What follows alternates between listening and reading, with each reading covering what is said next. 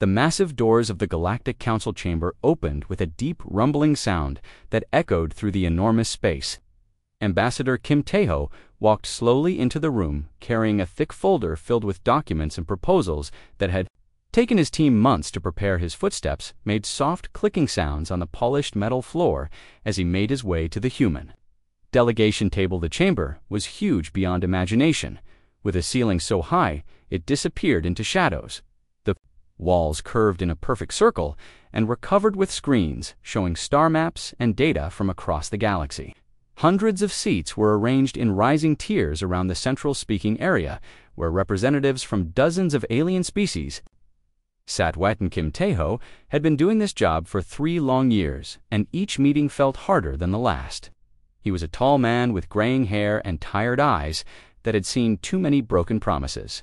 His black diplomatic uniform was perfectly pressed, but somehow he always felt small in this vast room surrounded by beings who seemed to look down on humanity. His aide Park So-min followed behind him, carrying additional files and a portable computer. She was young and still believed that fair negotiations were possible, but Kim Tae-ho had watched that hope slowly die in many human diplomats over the years. She had bright eyes and moved with quick energy, but even she was starting to show signs of frustration that other species were already seated and talking among themselves in their various languages. The blue-skinned Vorlok were the largest group, and they sat in the premium seats closest to the speaking platform. Their leader, Counselor Beckstar, was a massive creature with arms and skin that seemed to shimmer like water. He had been the most vocal opponent of human interests for the past 2 years. The insectoid thresh made clicking and buzzing sounds as they communicated with each other through chemical signals that human technology could barely detect. They looked like giant mantises, but moved with mechanical precision. Their compound eyes reflected the chamber lights like tiny mirrors, and they never seemed to blink. The energy beings called Lumith were the strangest of all, appearing as floating clusters of light that constantly shifted colors and patterns. They had no solid form, but could project voices that sounded like musical tones. Mixed with static, they claimed to be the oldest species in the galaxy and acted like they knew everything. Kim Tae-ho took his seat at the small table designated for the human delegation. It was positioned off to one side, where it was clear that humans were considered less important than the major powers. So-min sat beside him and opened her computer to begin recording the session as she had done so many times before. The session began with the usual formal greetings and procedural announcements that took nearly an hour. The translator devices worked to convert the dozens of different languages into something everyone could understand, but the delays and technical problems made everything move slowly. When the main business finally started, Counselor Beckstar stood up and activated the central holographic display. The image showed a map of human space with several colony worlds highlighted in red. He spoke in his booming voice that carried easily across the vast chamber. The Vorlok demanded immediate access to 5 human colony worlds that had valuable mineral deposits. They claimed these worlds were in strategic locations that posed a security risk to Vorlok territory. The argument was the same one they had used before, but now they wanted even more than last time. Kim Tae-ho listened patiently as Beckstar explained why humans should simply give up these colonies that millions of people called home. The Vorlok representative made it sound like humans should be grateful for the opportunity to relocate their families and abandon the cities they had built over generations. The Thresh representative clicked and buzzed its way through a presentation about asteroid mining rights. They wanted exclusive access to 3 entire asteroid belts that human survey teams had discovered and mapped. The Thresh argued that their mining technology was superior, and therefore they deserved all the profits. Omen watched her ambassador carefully as the demands continued. She had seen this pattern before. The other species would make increasingly unreasonable requests, knowing that humans would eventually compromise and give them most of what they wanted. The Lumith energy beings created a beautiful light show as they presented their demands for human medical technology.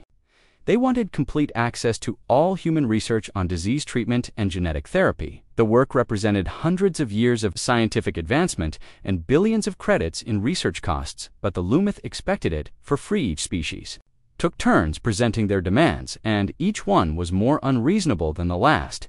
They spoke as if human cooperation was guaranteed, as if humans had no choice but to accept whatever terms were offered.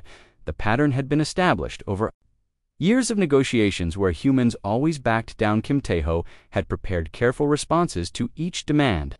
He had spent weeks crafting compromise proposals that would give everyone something. While protecting essential human interests, his team had worked around the clock to find solutions that would satisfy all parties. When his turn came to speak, Kim Tae-ho stood and activated his own holographic display. He began presenting the human position with calm professional language, explaining why the various demands were problematic and offering alternative solutions. The Vorlok colonies could be developed jointly with shared profits and shared governance. The asteroid mining could be done through partnerships where human discovery rights were respected. The medical technology could be shared through research agreements where all parties contributed. But as Kim Tae-ho spoke, he could see the familiar expressions on the alien faces. The Vorlok looked bored and impatient, as if they were waiting for him to finish so they could dismiss his proposals. The Thresh made agitated clicking sounds that their translators converted into interruptions and objections. Lumith energy beings pulsed with colors that their cultural experts had identified as expressions of amusement. They found human attempts at negotiation entertaining rather than serious. The other species in the chamber seemed to share this attitude. Baxter interrupted Kim Tae-ho before he could finish his presentation. The massive Vorlok representative stood up, and his forearms gestured dismissively at the human proposals. He spoke loudly enough for the entire chamber to hear. Humans are too soft, he declared with what sounded like laughter in his voice. Accept whatever we decide because they have no choice. They always give in eventually because they are weak and afraid of conflict. The other species made sounds of agreement. Some actually laughed at Bextar's words, as if the idea of human resistance was absurd. The Thresh clicked approvingly, and the Lumith energy beings pulsed with bright colorcement. Felt her hands clench into fists as she watched the casual dismissal of years of human diplomatic work. She looked at Kim Tae-ho and saw something change in his expression. The tired resignation was replaced by something harder and colder. Kim Tae-ho had heard enough. He had spent 3 years trying to work with these species, trying to find fair solutions that would benefit everyone. He had compromised and negotiated and offered concessions, but it was never enough. Laughter continued as Bextar made jokes about human weakness. Other species joined in making comments about how humans were useful servants, but would never be equals. In galactic civilization, the insults were casual and cruel, delivered with the confidence of those who believed they held all the power. Some snapped inside. Kim Tae-ho, he stood up slowly, and the sound of his chair scraping against the floor seemed unusually loud in the vast chamber. He looked around at the assembled representatives who were still chuckling at their own jokes. Without saying a word, Kim Tae-ho began gathering his papers and files. He moved deliberately, placing each document in his folder with careful precision. Somin watched in shock as her ambassador packed up their materials. The laughter began to fade as the other species noticed what was happening. Kim Tae-ho closed his folder and picked up his computer case. Nodded once to Somin, who quickly gathered her own materials. Together they walked toward the exit. Their footsteps echoed in the suddenly quiet chamber as hundreds of alien beings watched in confusion. This had never happened before. Humans always stayed to argue and plead, and eventually compromise. Kim Tae-ho reached the massive doors and paused for just a moment. He turned back to look at the assembly one final time. His expression was completely calm, but his eyes were ice cold. Then he walked out, and the doors closed behind him with a sound like thunder. The chamber remained silent for a long time. 3 weeks had passed since Ambassador Kim Tae-ho walked out of the Galactic Council chambers, and Counselor Vorlok command ship staring at communication screens that showed the same message over and over again. Every attempt to contact Earth or any human colony received the same automated response. The message was polite but cold, stating that humanity was reviewing its diplomatic positions and would respond through appropriate channels when ready. The message was signed by Director. Humans always responded immediately to communications, especially when the major powers wanted to speak with them.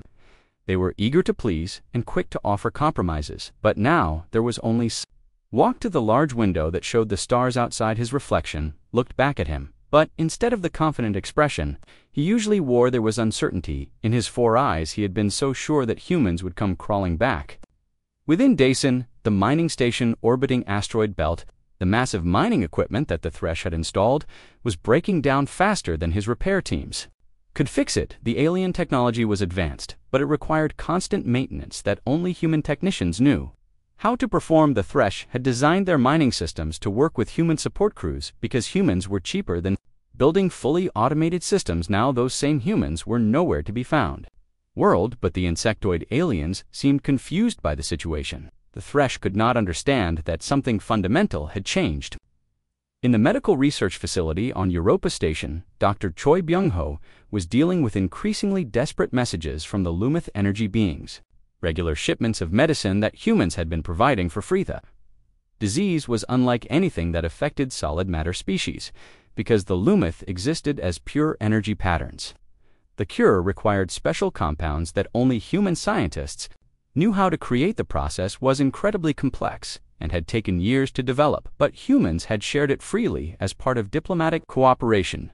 Darchoi had worked day and night for months to produce enough medicine to save millions of Lumith lives. He had never asked for payment because the Galactic Council had made it clear that helping other species was humanity's duty. As junior members of the galactic community now, the Lumith were sending urgent messages every few hours, begging for the next shipment of cure compounds. Their energy matrices were failing, and entire cities of light were flickering and dying. The beautiful beings who had seemed so superior and wise were facing extinction without human help. The response they received was different from anything they had ever seen from humans before. Instead of immediate assistance and worried questions about how to help, there was a simple, businesslike message stating that contract negotiations would be required and that standard commercial rates would apply. Director Li Gu sat in her office and the new protocols perfectly. No one was being hostile or making threats. They were simply being professional and distant. The change was subtle but complete. Human ships that had always been eager to help with rescue missions or emergency repairs now politely declined unless formal requests were made through proper channels. Human scientists who had freely shared research data now required signed agreements and fair compensation. Captain Han Dongman commanded the patrol vessel Thunder Bay. As it moved through the neutral zone between human and Vorlock space, a Vorlock squadron approached, requesting permission to speak with human leadership. Han responded with perfect military courtesy. Then, he ordered his ship to jump away, leaving the Vorlock staring at empty space. The Vorlock squadron leader tried to follow but discovered that his navigation system was malfunctioning. The quantum processors that made faster than light travel possible were designed by humans and required regular updates that had not arrived in weeks. Without those updates, Vorlock ships could barely navigate between star systems in Molar. Problems were occurring throughout Vorlock space. Their newest warships, which they had been so proud of, were becoming expensive floating metal boxes. The weapons. The daily reports from human space with satisfaction. The withdrawal was working exactly as planned. No human facility had been attacked, no diplomatic protests had been filed, and no threats had been made. Humanity had simply stepped back and let the other species discover how much they had been depending on human cooperation. Posts, or caused any disruptions, they had simply become coolly professional. In all their interactions, Engineer Park Du-Hyen had worked alongside Thresh technicians for 3 years, building mining equipment and sharing technical knowledge. They had developed friendships and often ate meals together while discussing improvements to their designs. Now, Park was polite but distant, treating his former friends like business associates. The Thresh were confused by the change in human behavior. They kept trying to restart the old casual relationships, but humans responded only to formal work requests. Everything had to be documented and approved through proper channels. The easy cooperation that had made their projects successful was gone. The research station orbiting Jupiter xenobiologist Dr. Song Yan-woo received hundreds of communication requests from species across the galaxy. Learned what human expertise was actually worth. For years the galaxy had received human medical knowledge for free, assuming it was easy to produce. The reality was that human research teams worked around the clock, using expensive equipment and years of training to develop treatments for alien diseases. Faster than expected, their beautiful energy cities were going dark, as millions died from the disease that humans had been quietly curing. It was always the same formal business language explaining that new research partnerships would need to be negotiated with fair compensation for all parties involved. The humans were not being cruel, but they were no longer being charitable. Ithik called another emergency meeting of the Vorlok High Command, trying to understand what was happening. His advisors had no answers, because this situation had never occurred before. Humans had always been predictable, always willing to negotiate, always ready to compromise. Now, there was only professional silence and businesslike responses to what had once been taken for granted. The Vorlok military was discovering that their impressive fleet was useless without human navigation systems there. Colonies were failing without human agricultural technology, and their government was facing riots as civilians blamed the leadership for the crisis. The galaxy was learning a hard lesson about the difference between weakness and patience. Humans had not been cooperating because they were afraid. They had been choosing cooperation because they believed in building something better together. When that cooperation was taken for granted and treated with contempt, humans had other options. Silence was spreading, and with it came the slow realization that maybe humanity had not been the weak junior partner that everyone had assumed. Maybe they had been choosing to be helpful, and now they were choosing something else entirely. The question that no one wanted to ask was simple. What happened when the most helpful species in the galaxy decided to stop helping? Admiral Ko Sun-hee stood in the command center of the Luna Defense Station, watching the holographic displays that showed activity across human space.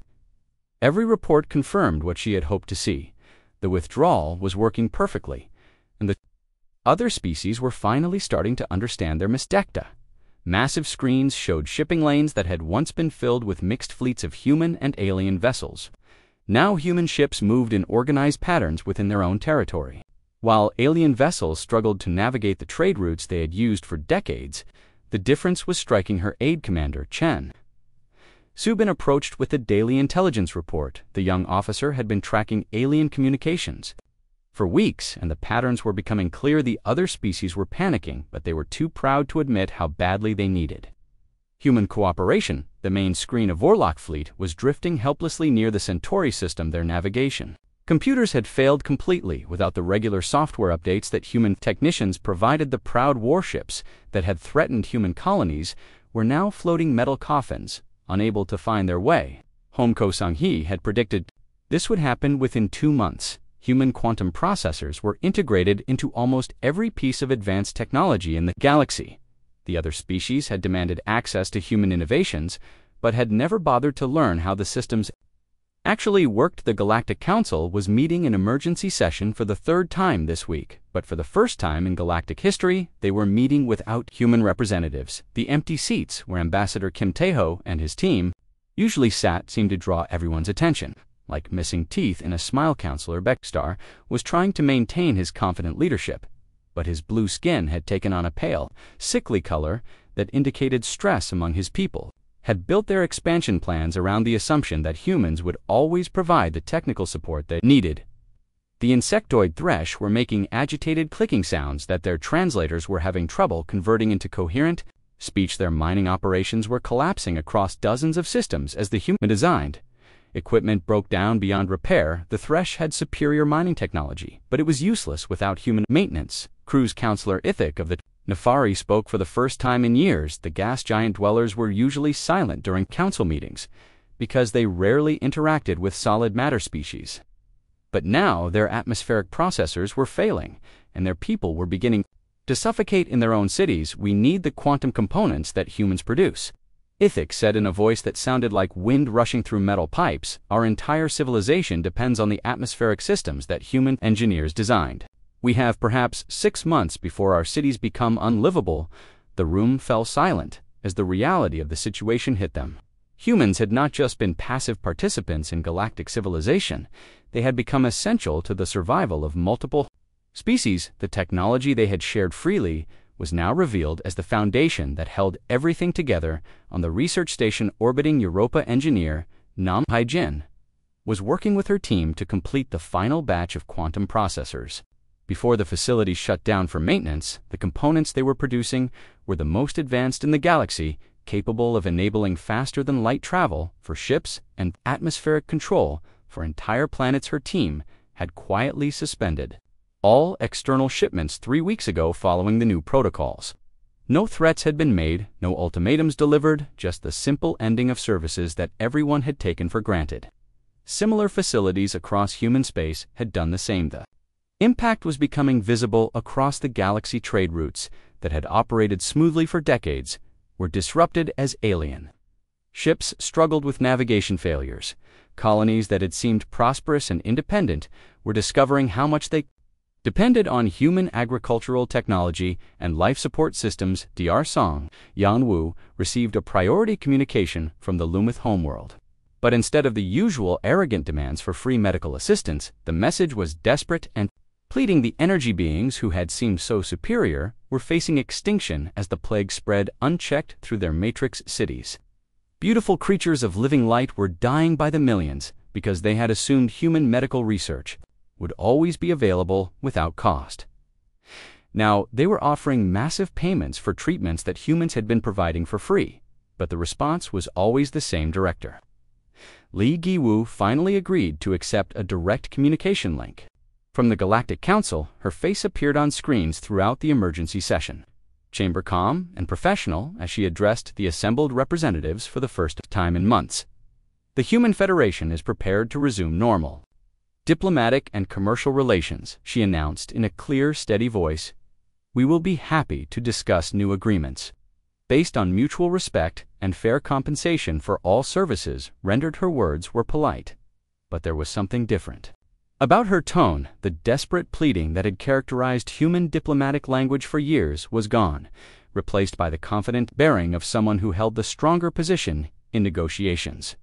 Baxter tried to interrupt with the usual Vorlock bluster, but Li Giwu continued speaking as if he had not said anything. The days of one-sided agreements and free services are over, she explained. All future cooperation will be conducted under contracts that provide fair value for human contributions. Thresh, representative, made frantic clicking sounds that the translators converted into protests about existing agreements and established relationships. Li Giwu listened patiently, then responded that all previous arrangements would need to be renegotiated to reflect current realities. The Lumith energy beings pulsed with colors that indicated extreme distress. They needed the plague cure immediately and were willing to pay any price, but Li Giwu explained that research partnerships would need to be established before any medical assistance could be provided. For the first time in galactic history, humans were setting the terms of engagement. The species that had treated them as convenient servants were discovering that servants could choose to stop serving. The balance of power had shifted completely, and everyone knew it. Captain Han Dongmin received orders to patrol the border regions where alien ships were having navigation difficulties. His instructions were clear: observe and record, but do not intervene unless specifically requested through proper diplomatic channels. He watched Vorlock vessels drift helplessly through space, knowing that his crew could repair their navigation systems in minutes. The same ships that had threatened human colonies were now dependent on human mercy for basic survival, but humans had learned patience through years of poor treatment. The most disturbing change was in the behavior of humans, who had worked closely with other species. Engineer Park Du-Hyen had once considered his Thresh colleagues to be friends, but now he treated them with cool professional courtesy. The warmth and trust that had made their projects successful was gone. Professor Yang Min-seok published his economic analysis of the galactic crisis. His models showed that the entire interstellar economy was built on the assumption of continued human cooperation. Without human technical support, agricultural systems, transportation networks, and medical research, the galaxy was heading toward collapse. The report was distributed widely, and its conclusions were terrifying. The species that had dismissed humans as weak and unimportant were discovering that human contributions were essential to their continued existence. The galaxy had become dependent on human goodwill, and now that goodwill had been withdrawn, the silence that had begun in the council chambers was spreading across known space. It was not the silence of defeat, but the silence of beings who had finally decided to stop talking and start demonstrating their true value. The question was no longer whether humans would return to the old arrangements. The question was what price the galaxy would pay for the lesson they had forced humanity to teach them. Professor Yang Minseok sat in his office at Seoul National University, reviewing economic data that painted could no longer navigate safely between star systems. Trade volumes had dropped by 70%. In just 8 weeks, entire sectors of the galactic economy were shutting down. The cascade of failures was exactly what his models had predicted, but even he was surprised by the speed the void, just months ago, was now scattered across space in ships that could barely function. Their newest destroyers and battlecruisers were floating helplessly in the void because their navigation systems had failed completely. Without support, Admiral Beckstar had been removed from his position after riots broke out on 3 Vorlok colony worlds. The blue-skinned aliens who had been so confident in their superiority were now facing starvation as their agricultural systems failed. The hydroponic farms that fed millions of Vorlok citizens had been designed by human engineers and required constant maintenance. Captain Chen Su-ben commanded a human observation vessel that monitored the situation from the edge of Vorlok space. Her orders were to record everything but not to intervene unless specifically asked through proper diplomatic channels. She watched proud Vorlok warriors drift past in disabled ships, knowing her engineering team could fix their problems in hours. Sight was disturbing even for someone who understood the necessity of the withdrawal. These were the same aliens who had laughed at human weakness and demanded unreasonable concessions, but now they were helpless without the technical support they had taken for granted. The Thresh were facing an even worse crisis because their entire civilization was based on mining operations that had ground to a halt. Their insectoid workers were designed for manual labor, but all their advanced equipment was breaking down without human maintenance. Cruise mining station Omega 7, which had been producing rare metals worth billions of credits, was now completely silent. The massive excavation machines sat motionless in the asteroid tunnels, while Thresh workers clicked and buzzed in confusion. Their compound eyes could see the problems, but their rigid mindset could not adapt to repairs that required creative thinking. Chief Engineer Nam Wojin had worked on that station for 2 years, training Thresh technicians in maintaining the complex machinery that made their operations possible. The insectoid aliens were intelligent, but they thought in patterns that made improvisation and creative problem-solving almost impossible now. The same Thresh who had demanded exclusive mining rights were sending desperate messages begging for human technicians to return. Their mining empire was crumbling, and they were finally willing to discuss fair. The beautiful creatures of living light were dying by the millions, while the cure that could save them sat unused in human laboratories. The irony was bitter because humans had been providing free medical assistance for years. Darsong Yanwu received hundreds of increasingly frantic messages from Lumith survivors. Research were now offering their most precious technologies in exchange for continued treatment. Medical assistants required formal research partnerships with, and the Lumith were discovering that human medical knowledge was worth more than all their energy. Manipulation technologies combined. The plague was particularly cruel because it attacked the quantum matrices that gave Lumith their consciousness. Individual energy beings were losing coherence and fading into nothingness. The cities of light that had existed for thousands of years were going dark as their populations. Dieddr Choi Byung-ho had worked around the clock for months developing treatments for the Lumith plague. His research had saved millions of lives, but he had never received any acknowledgement or compensation. Because helping other species was considered humanity's duty, now the same beings who had treated his work as worthless were offering anything they possessed in exchange for continued medical support. But the human medical establishment had new priorities, and free assistance was no longer available. The Nefari gas giant dwellers were suffocating in their own atmosphere as the processors that maintained their cities began to fail. These aliens rarely interacted with other species, but their entire civilization depended on atmospheric control systems designed by human engineers. Their floating cities were marvels of engineering that allowed solid matter beings to exist in gas giant environments, but the quantum processors that controlled air pressure and composition were failing. Without regular maintenance, the Nefari had perhaps 4 months before their cities became uninhabitable. Engineer Park Du Haiyan had spent 3 years working in Nefari.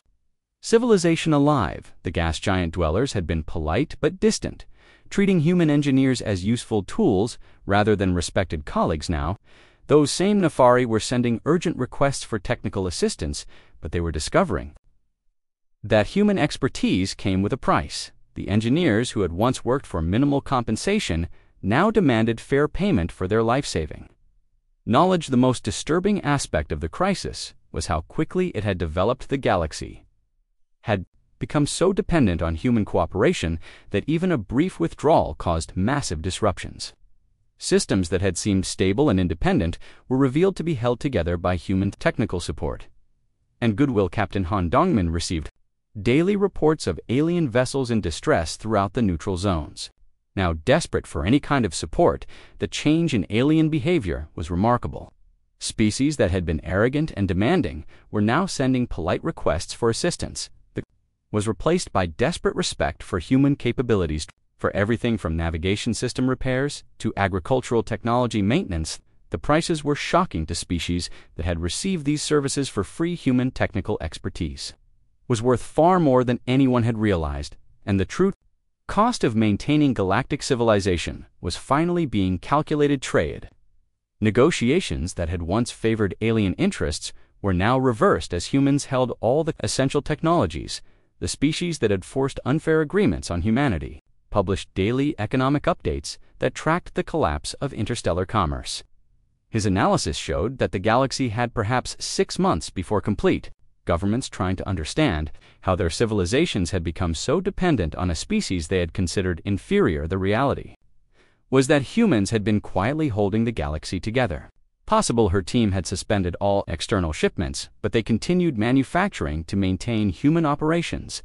The facility could produce enough processors to supply the entire galaxy, but the new protocols required formal contracts and fair compensation for all exports. The aliens who had demanded free access to human technology were learning the true value of what they had been given.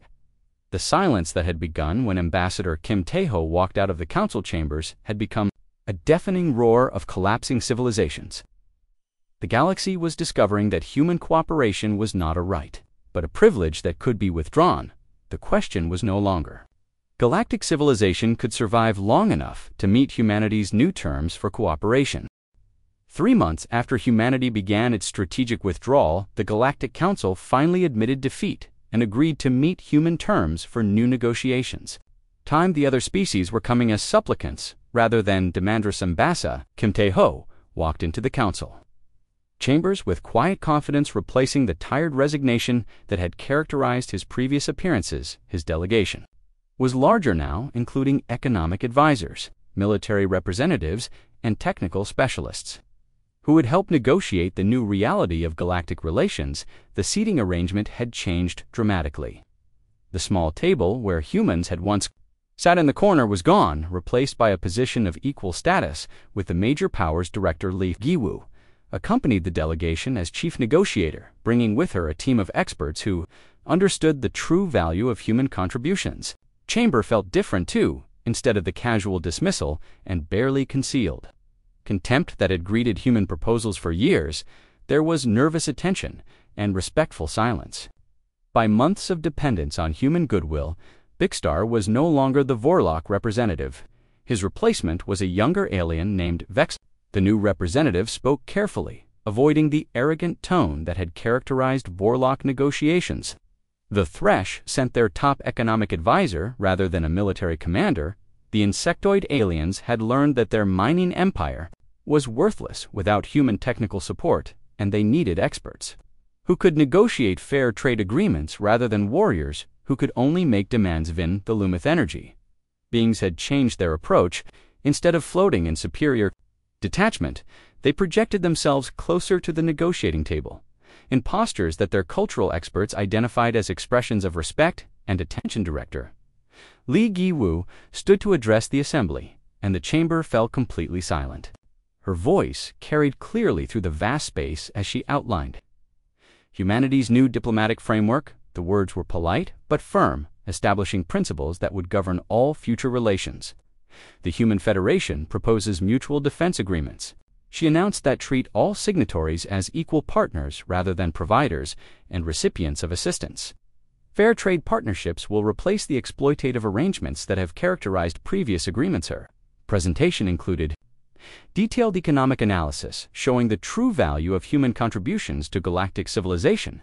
The numbers were staggering, revealing that humans had been providing trillions of credits worth of services and technology without fair compensation. Sharing contracts will be based on equal exchange, Li Gu continued, with each party contributing resources and expertise of comparable value. The days of one-sided transfers are permanently ended. The alien representatives listened in stunned silence. As the implications became clear, every service, every piece of technology, every moment of human expertise would now come with a price tag that reflected its true worth. The galaxy would have to pay fair value for what it had been receiving. For Frevexlor tried to negotiate some kind of transition period that would allow Vorlock colonies to continue receiving agricultural support while they developed their own systems. But Li Gu politely explained that emergency assistance was available at standard commercial rates. Of the Vorlock delegation discovered that hiring human agricultural experts would cost more than their entire colonial budget. Amounts of money, once fair compensation for human expertise, was included. The Thresh faced an even worse situation. Their mining operations had been profitable only because human technical support was free. When standard engineering consultation rates were applied, their entire economic model collapsed. The insectoid aliens would need to completely restructure their civilization. The Lumith energy beings were desperate enough to accept almost any terms for continued medical research. The plague was still spreading through their remaining population, and they offered their most advanced energy manipulation technologies in exchange for human assistance. Dr. Lim compete for his research time. The same Lumith who had demanded free medical aid were now offering substantial compensation and research facilities. The change in attitude was, complete medical research partnerships will be established on the basis of mutual benefit, he explained to the Lumith delegation. Both species will contribute resources, expertise, and facilities with shared ownership of any resulting treatments or technologies. The terms were revolutionary because they treated humans as equals rather than servants. For the first time in galactic history, alien species were being asked to contribute fairly to research that would benefit them. Was restructured along similar lines. Lieutenant Colonel on Hyojin negotiated defense agreements that treated human forces as equal partners rather than auxiliary support. The alien officers who had once dismissed human tactical expertise were now eager to learn from human strategic thinking. The most significant change was in daily interactions between species.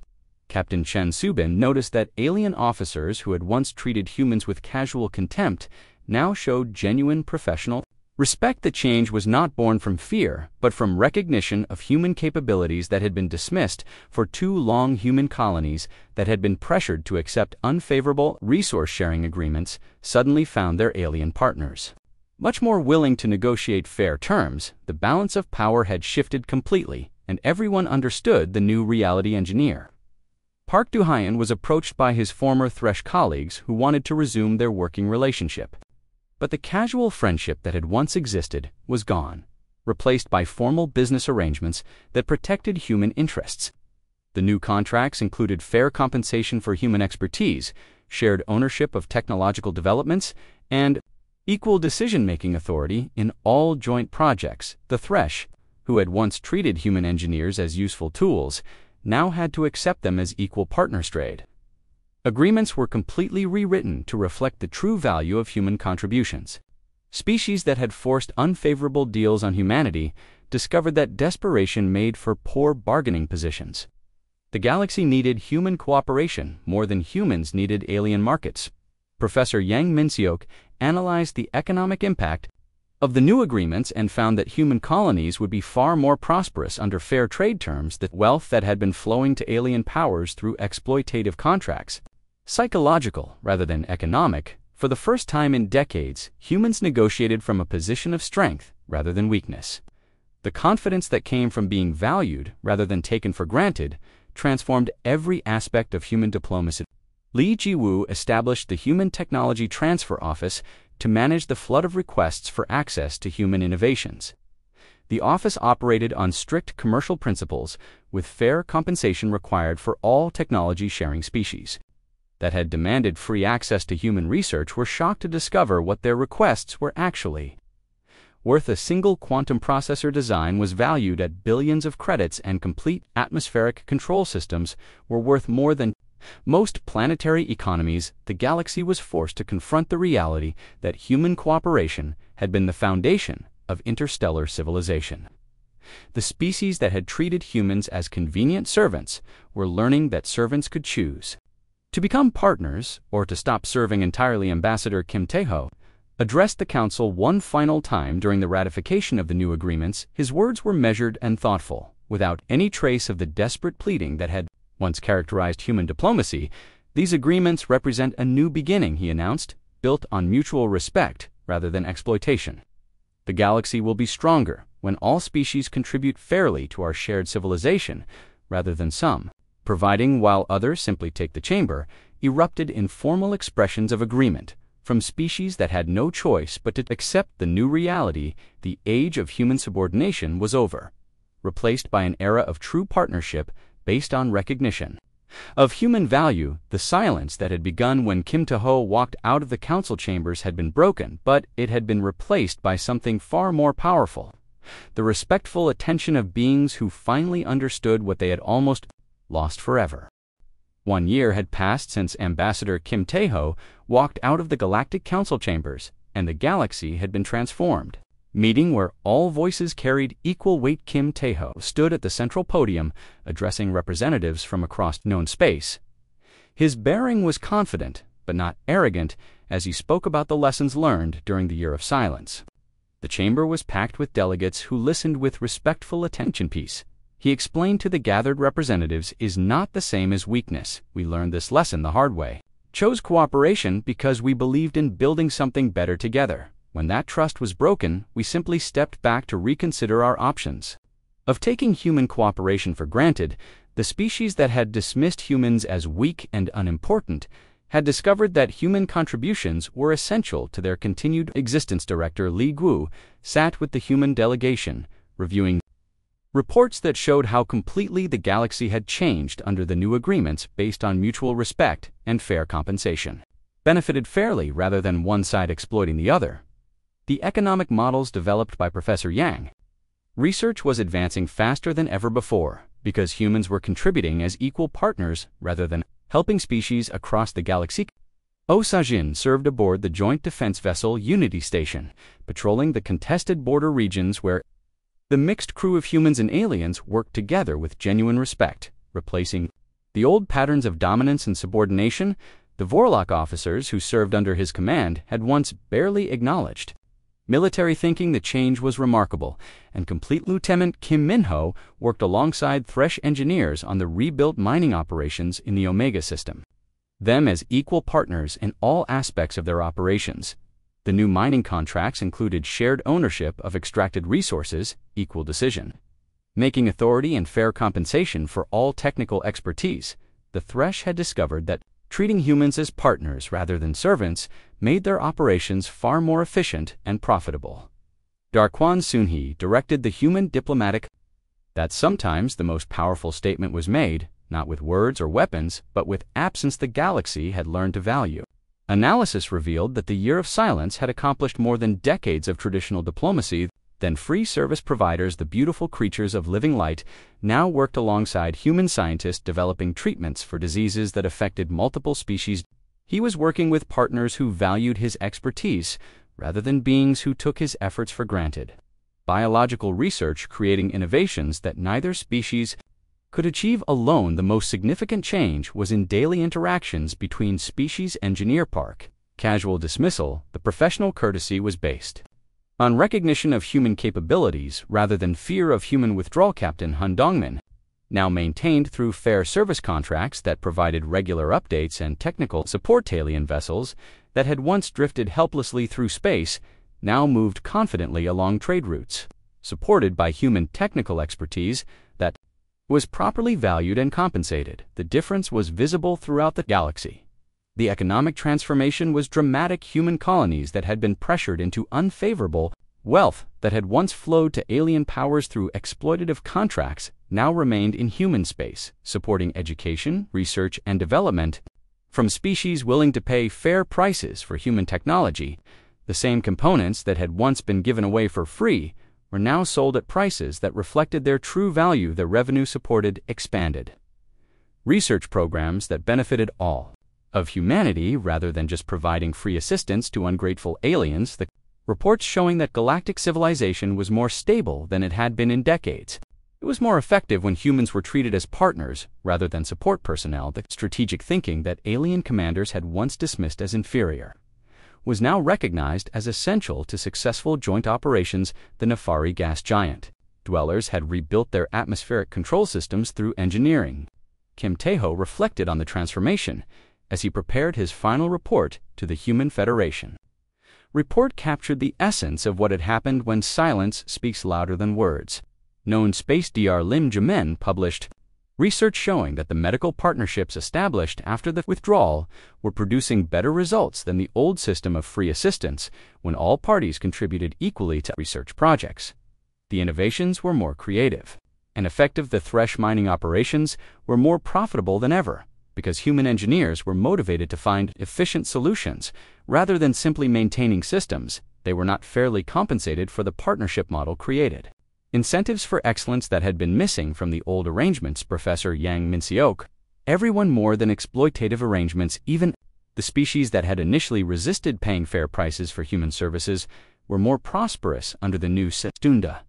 Lesson was clear, but had been expensive to learn. Galactic civilization worked better when all species contributed according to their abilities and were compensated fairly for their efforts. The year of silence had taught everyone that cooperation was a choice, not an across multiple species. The military cooperation that emerged from the new agreements was more effective than anything achieved under the old.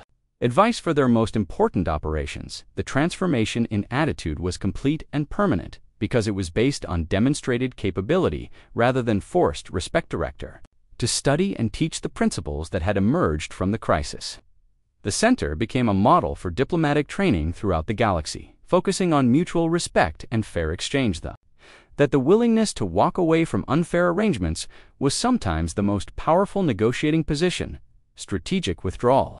Addressed to the Galactic Council with words that summarized the transformation, "We have built something better together," he said, "not because we were forced to cooperate, but because we chose to treat each other with respect. The galaxy is stronger when all voices are heard and all contributions are valued." The chamber erupted in genuine applause from species that had learned to appreciate human partnership rather than take human cooperation for granted. The age of exploitation was replaced by an era of true collaboration based on mutual benefit. The silence that had changed everything was broken, but its lesson would never be